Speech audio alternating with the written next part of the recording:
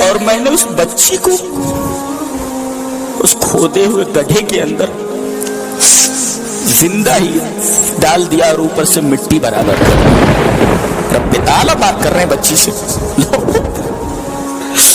رب جس سے بات کر رہے ہیں بچی سے بات کر رہے ہیں۔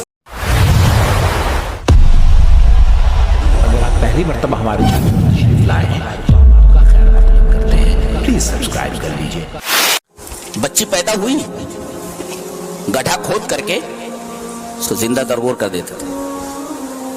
ایک صاحب ایمان لائے، انہوں نے تقریباً اپنی 10 بچیوں کو یا 9 بچیوں کو زندہ درگور کر دیا تھا۔ نبی کریم صلی اللہ علیہ وسلم ایک دفعہ بیٹھے ہوئے تھے اور انہوں نے بیان کرنا شروع کر دیا کہ اللہ کے رسول، میں نے اپنی 9-10 بچیوں کو زندہ درگور کر دیا ہے۔ کہا کہ ایک بچی تو ایسی تھی کہ پیدا ہوئی تو میری بیوی نے اس کو چھپا لیا تھا، میں باہر سفر میں تھا، مجھے معلوم نہیں تھا کہ میری بچی ہے، اور جب میں آیا تب بھی اس نے مجھے بتایا نہیں، اور وہ لڑکی مجھ سے گھل مل گئی۔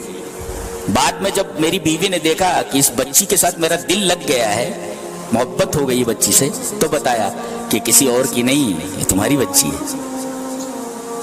کہتے ہیں کہ ایک دفعہ شیطان میرے اوپر غالب آ گیا، میں بچی کو جنگل لے گیا اور میں نے گڈھا کھودنا شروع کر دیا۔ کہتے ہیں میں گڈھا کھودتا تھا، میرے بالوں کے اوپر جو مٹی آتی تھی بڑے پیار سے وہ بچی میرے بالوں سے مٹی کو جھاڑتی تھی،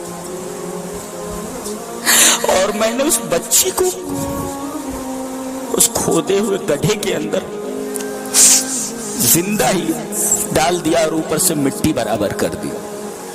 پیچھے سے اس کی دبی دبی آوازیں آ رہے تھے، لیکن میرے دل کی قساوت نے مجھے اسے پھر سے اس گڑھے سے نکالنے پر آمادہ نہیں کیا، اور میری بچی تڑپ تڑپ کر مر گئی۔ وہ بیان کر رہے ہیں اور نبی کریم صلی اللہ علیہ وسلم زاروں قطار رو رہے ہیں۔ کہتے ہیں دل جو ہوتا ہے نا، ہے تو بہت ہی نرم، مگر جب سختی پہ آ جائے تو قرآن حکیم کہتا ہے کہ پتھر سے بھی زیادہ سخت ہو جاتا، اس کے اوپر کوئی اثر نہیں ہوتا۔ اب اس بچی کو زندہ درگور کر دیا گیا ہے، اب کوئی تو ہونا چاہیے نا اس بچی کا بدلہ لینے کے لیے۔ اللہ فرما رہا ہے، یہ فرمایا گیا کہ زندہ درگور کی ہوئی بچیوں سے پوچھا جائے گا، اللہ کھڑا کرے گا اس کو جس کو زندہ درگور کر دے، ادھر آ جا۔ رب تعالیٰ بات کر رہے ہیں بچی سے،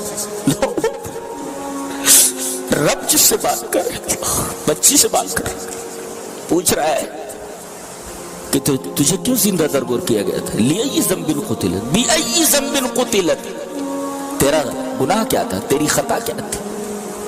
کون پوچھ رہا ہے؟ رب تعالیٰ۔ کس سے؟ مظلوم سے، ڈائریکٹ پوچھ رہا ہے۔ عدالت میں کھڑا کر بتاؤ، اس بچی سے رب تعالیٰ اگر پوچھنے لگے کہ تیری خطا کیا تھی، پھر تو ظالم کی تو بالکل خیر نہیں ہے، ظالم کی بالکل خیر نہیں۔ لہذا جس کے ساتھ ظلم ہو وہ اپنی فریاد اللہ کے سامنے پیش کرے۔